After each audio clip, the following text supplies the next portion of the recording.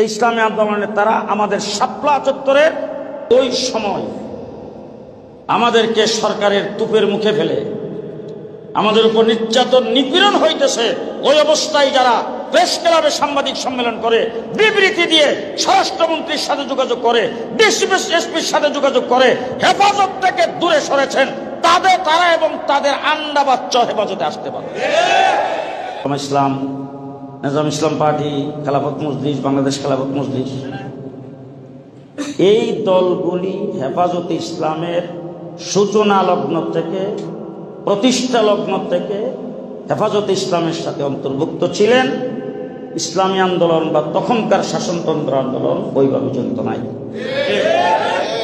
দ্বিতীয় নম্বর আসে, আপনারা যেহেতু জানতে চাচ্ছেন এই জন্য বলছি, আমি আগেই বলে নিছি যে তাদের সাথে আমাদের কোনো দুশ্মনী নাই।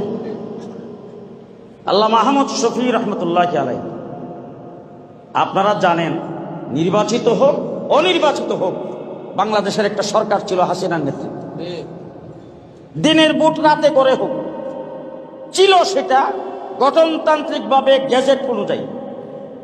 এই সরকারের মোকাবেলায় একটা রাষ্ট্রদ্রোহী সরকার কায়েম করেছিলেন ইমরান এর সরকার। ওই শাহবাগ থেকে বলতো আজকে পতাকা অর্ধনমিত থাকবে, সচিবালয়ে পতাকা পর্যন্ত অর্ধনমিত। শাহবাগ থেকে বলতো আজকে 1 ঘন্টার জন্য সবাই রাস্তায় নেমে আসবে, সচিবালয়ের সচিবরা রাস্তায়। ওই জায়গাতে এমন কোন অপকর্ম নাই যেটা করে নাই। বক্তৃতায় বলছে তোর আল্লাহরে নিয়ে ফাঁসি দিব। আমার নবী মুহাম্মদুর রাসূলুল্লাহ সাল্লাল্লাহু আলাইহি ওয়াসাল্লাম সম্পর্কে কটূক্তি, এই সবের জবাব কেউ দিতে পারছিল না। তো শব্দ করার মতো সাহস কারো নাই। আল্লামা আহমদ শফি রহমতুল্লাহ আলাইহির নেতৃত্বে আমরা শাপলা চত্বর কায়েম করে এমন খবর দিয়েছি, ইমরানের সরকার আর লাকি আক্তারের কোনো খবর আসছে নাই, একদম গর্তের ভিতরে ঢুকে গেছে। ওই সময় আপনারা জানেন, এই ইসলামী আন্দোলনের তারা আমাদের শাপলা চত্বরের লং মার্চের একদিন আগে শাপলা চত্বরে একটা কাউন্টার সমাবেশ করেছে, এবং সেই সমাবেশে আল্লামা আহমদ শফি এবং হেফাজত নেতৃবৃন্দের নামে জামাতের সাথে সম্পর্ক, বিএনপির সাথে সম্পর্ক, জামাত ইসলামী টাকা দিচ্ছেন, বিএনপি টাকা দিচ্ছেন, এই সমস্ত কুৎসা রটনা করে একটা বই লেখে সেই জায়গায় বিতরণ করেছেন। এরপরে আমরা মিটিংয়ে ডাকছি, আমি ঢাকার সেক্রেটারি ছিলাম, মিটিংয়ে ডাকছি, আল্লামা নূর হোসেন কাসিম সাহেব সভাপতি ছিলেন। মিটিংয়ে ডাকার পরে তারা কেউ যায় নাই, 2 জন প্রতিনিধি গেছেন।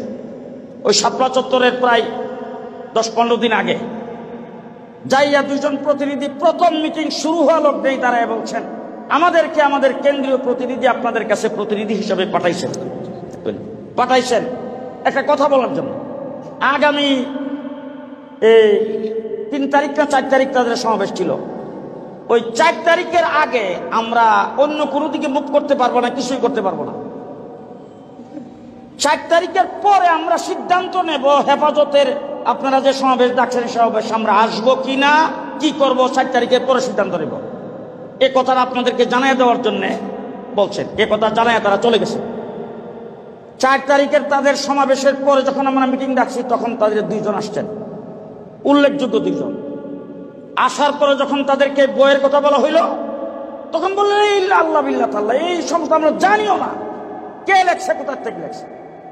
সাথে সাথে আমি দাঁড়াইছি, আমার সাথে একজন লোককে দাঁড়ানো করছি, যেই লোকটার মাধ্যমে তাদের অফিস থেকে 20 কপি বই আমি টাকা দিয়ে কিনে আনছি, এবং সেখানে কেনার সময় 20 কপি বই 20 টাকা করে একটা, 20 কপি বইয়ের দাম 400 টাকা।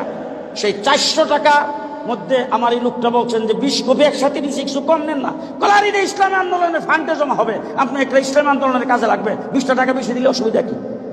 এই কথা যখন ওখানে দাঁড়ায় যখন বললাম তখন তারা মাথা নিচের দিকে দিয়েছে।